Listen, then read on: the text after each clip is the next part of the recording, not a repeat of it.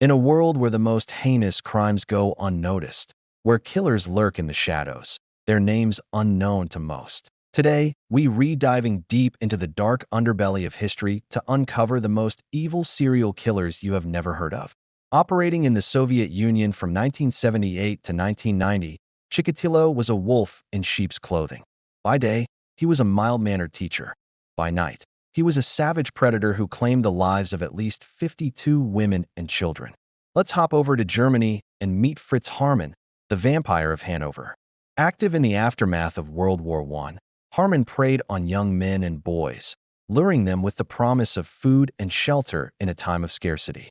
In the late 16th and early 17th centuries, Bathory allegedly murdered hundreds of young women, believing that bathing in their blood would preserve her youth. In the 1940s, Ishikawa was responsible for the deaths of an estimated 103 infants. Her motivation? She believed she was doing a service to society by eliminating unwanted children. The most shocking part? She almost got away with it, receiving a surprisingly lenient sentence for her crimes. While some historians debate the extent of her crimes, her legend has inspired countless horror stories and films. His crimes were so gruesome that they inspired the classic film M by Fritz Lang. Parents were afraid to let their children out of sight, and women walked in groups, always looking over their shoulders. The Soviet authorities' reluctance to acknowledge his crimes only added to the public's sense of helplessness and distrust in the system. Harman didn't just kill. He bit into the throats of his victims, earning him his vampiric moniker. As the leader of the Thuggee cult, he wasn't just a killer. He was part of a larger organization that terrorized travelers for centuries.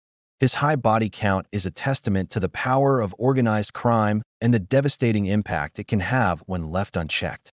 In an age of DNA evidence and surveillance cameras, how did this killer manage to evade capture for so long? His cannibalistic crimes went undetected for years, with his neighbors describing him as a friendly and helpful member of the community. These stories, as gruesome as they are, serve an important purpose. Their dedication to justice, often in the face of overwhelming odds, is what ultimately brings these killers to light and helps prevent future tragedies. These forgotten monsters of history serve as a chilling reminder that evil can lurk anywhere, at any time. Stay vigilant, stay informed, and never underestimate the importance of shining a light into the darkest corners of our world. They remind us of the capacity for evil that exists within our species, but also of the resilience of those who fight against it. His case forces us to confront uncomfortable truths about human nature and the limits of our ability to truly know those around us. His story forces us to confront the limitations of our justice system and the ongoing challenges in catching sophisticated criminals.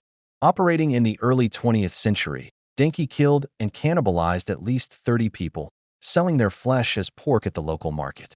With so many young men displaced and desperate after the war, Harman found easy prey. Her crimes shed light on the desperate situations faced by many young, unmarried mothers in post-war Japan and the inadequacies of the social welfare system at the time. His case also sparked important debates about the death penalty and the treatment of mental illness in the criminal justice system. The image of the aristocratic female killer bathing in the blood of her victims has inspired countless books, movies, and TV shows. But beyond the sensationalism, her story raises important questions about power, privilege, and the different standards by which society judges men and women accused of similar crimes. These killers may have escaped widespread notoriety, but their impact on their victims and society at large is immeasurable. His crimes only came to light when a potential victim escaped and alerted the authorities. Denki's story is a grim reminder that sometimes evil can hide behind the most ordinary facades. But here's the kicker. He managed to evade capture for over a decade, thanks to the Soviet Union's reluctance to admit they had a serial killer on their hands. Their stories, often overlooked in the annals of crime history, serve as a stark reminder of the evil that can lurk beneath the surface of society. In others, like Biram, the sheer passage of time has dimmed their infamy.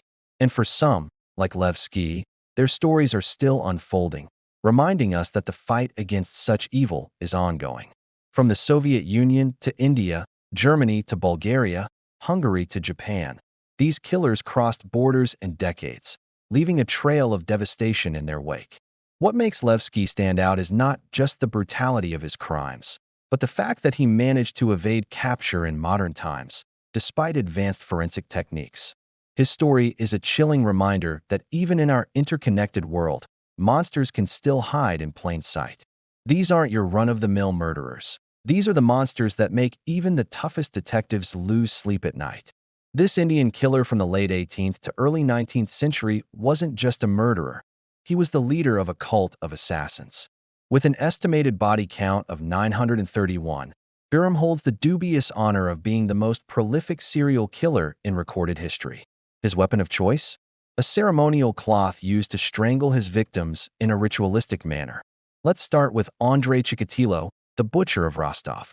Now, brace yourself for Thug Biram, a name that'll send shivers down your spine. But wait, there's more. Now, let's fast forward to the 21st century and introduce you to Vasil Levski, a Bulgarian serial killer who operated in the 2000s. But if you think these killers are bad, wait until you hear about Elizabeth Bathory, the Blood Countess of Hungary. Speaking of horrifying tales, let's talk about Miyuki Ishikawa, the Japanese midwife turned baby killer. Last but certainly not least, we have Karl Denke, the forgotten cannibal of Germany. These killers, each more twisted than the last, represent the darkest corners of human nature. But why haven't you heard of them? In some cases, like Chikatilo, political regimes suppressed information about their crimes. As we delve deeper into these chilling tales, it's important to remember that behind each statistic is a human life cut short, a family left to grieve, and a community scarred by fear. Take Andrei Chikatilo, for instance. His reign of terror in the Soviet Union wasn't just about the lives he took. It was about the climate of fear he created. Thug Biram's story, on the other hand, sheds light on a dark chapter of Indian history. Fritz Haarmann's crimes in post-World War I Germany highlight how societal upheaval can create perfect conditions for predators to thrive. The more recent case of Vasil Levski serves as a wake-up call for modern law enforcement.